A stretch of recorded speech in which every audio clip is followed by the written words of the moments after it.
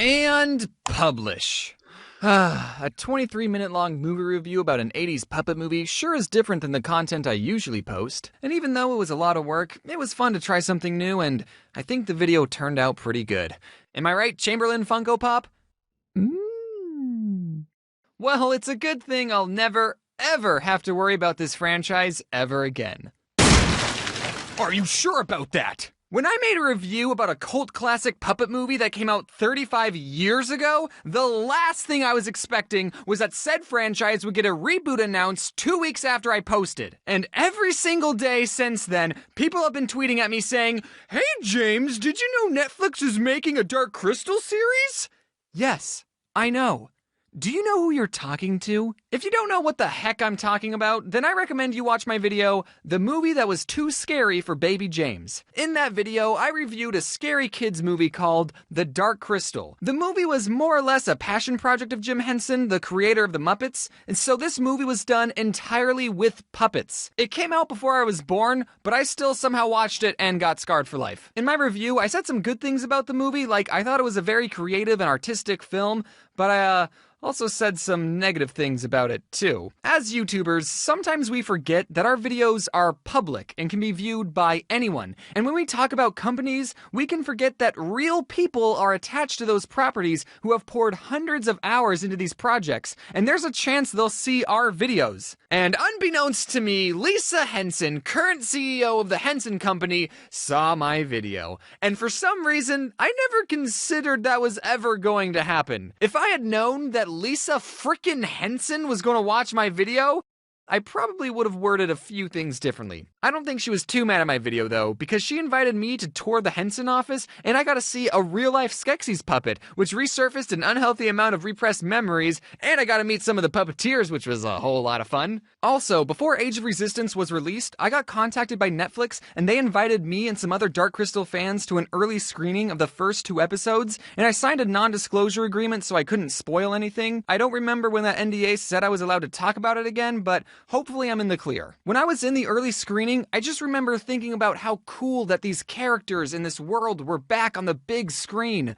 Netflix has a pretty big screen, and the puppetry and cinematography have only gotten better. And the fact that 95% of everything was done with practical effects and puppets, it's beautiful. There's not a single human in this series, except in episode 10 when this puppeteer's head can be seen for a couple frames. I just checked and they actually took it out, so I still saw it. So much time and care and hard work was put into this series that there was a documentary made about how hard it was to make this series. If any of you are wondering, no, Rayunip does not make an appearance in Age of Resistance, nor is there a naked baby Jen puppet. Also, if you're worried that the show wasn't going to be as dark and scary as the original, don't worry, it's darker and scarier than the original. The Netflix family Twitter account was nice enough to timestamp every scary part in the series, and as you can see, stuff goes down in episode 10. Surprisingly though, they didn't blacklist the scene of the Skeksis peeing out of 3 different pee streams in episode 6 at 28 minutes and 41 seconds.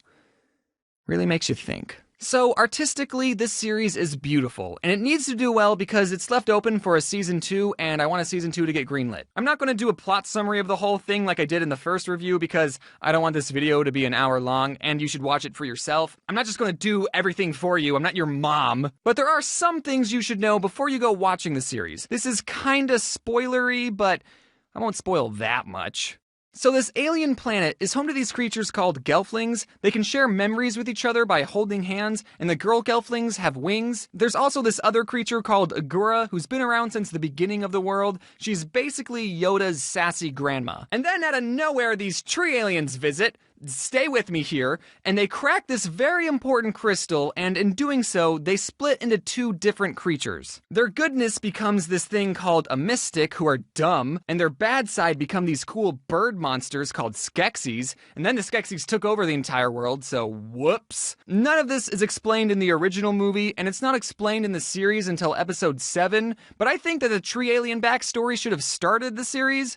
which is why I just spoiled it for you. The original 90-minute film already had so much lore, and this new Netflix reboot just added even more lore? There's even a character named Lore? How much lore is there? Speaking of names, there are a lot of made-up words in this series, and sometimes those made-up words are hard to remember. Within the first minute of Age of Resistance, the narrator tells us that there are seven clans of Gelfling, but then only names 3 because there are only 3 important ones that we should care about. I don't even know the names of the other 4 clans, and I'm like a Dark Crystal aficionado. Also, there are like 10 evil bird monsters, all with names like Skekso, Skeksil, Skektek, and Shrek. Granted, most of the time they go by their more common names like Chamberlain or the Emperor, but gosh dang it, I can't even remember some of those names. That's the pussy one, and that's the one that made that weird face in the original movie, and that's the one whose voice does not sound like a Skeksis at all. Now, what vexes you,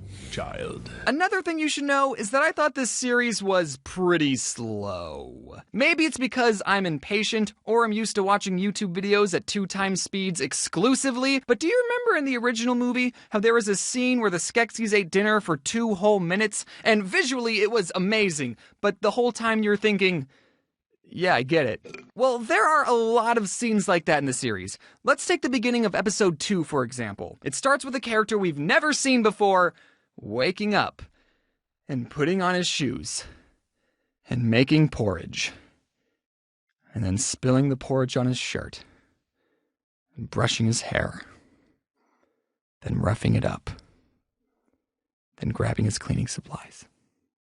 And it's just a whole minute of this unnamed character getting ready for his day. It's just so poor. Just cut it, please. And it wouldn't be that bad if this was the only example, but trust me, there are plenty of examples. I just don't want to spoil any of them for you. Turning a 90-minute movie into a 9-hour TV series, you're going to have some filler or some scenes that don't necessarily drive the plot forward. I get that. Luckily, I found this Chrome plugin that lets you watch Netflix at 2 times speed, so it's all good. Making this video has got me thinking about prequels and how tricky they are to do right. In the original movie, there are only 2 Gelflings left in the entire world, so a prequel that sets up a world with 7 different Gelfling clans, we as an audience know that something's gonna happen, and it ain't gonna look good for the Gelfling. The series also added this MacGuffin Halo sword looking thing that was supposed to save the world, but the whole time watching that I kept thinking, no, that's not how the world is saved. The world's not saved until 1982. Also, there are certain characters that we know can't die because they're in the original movie, but boy does this show make you think some OG characters are gonna die. It almost makes me wish that the writers used the 80s Dark Crystal movie as inspiration and rebooted this series in its own separate universe. Movie reviewers tend to focus a lot on the negatives, and I don't want to come off as a hater because I really did enjoy this series and I want a season 2 to get made, so let's end this video with some of the things I liked about this series. I like that we got to see the Skeksis with more personality because they were always so over-the-top evil. The Hunter Skeksis was just on a whole new level of cool. All the other Skeksis never came across as threatening. Like look how slow they walk. I could beat them up. But the Hunter Skeksis, oh man, he was awesome. Do you think he'll be my friend? I like that the series didn't tone down the darkness, and if anything, they amplified it, because everyone like me should have a deep-seated fear of puppets. There are some great nods to the original Dark Crystal, like when the Emperor Skeksis says, I will never be dust! But we all know that's the very first thing he does in the original movie. Celadon is a piece of garbage and does not deserve a redemption arc. The voice acting is amazing. There are a lot of talented people voicing these characters, like Luke Skywalker. A YouTuber named Barnaby Dixon, who made these very cool mantis finger puppets, got to work on a scene where the puppets put on a mini puppet show. And that was everything I liked about Dark Crystal Age of Resistance. So, in conclusion, if you have 9 hours of free time, download the Video Speed Controller plugin, set that bad boy to 2, and save yourself 4.5 hours. But do watch Age of Resistance. Also, executives, if you still need someone to play Rayunip, hello. Hey.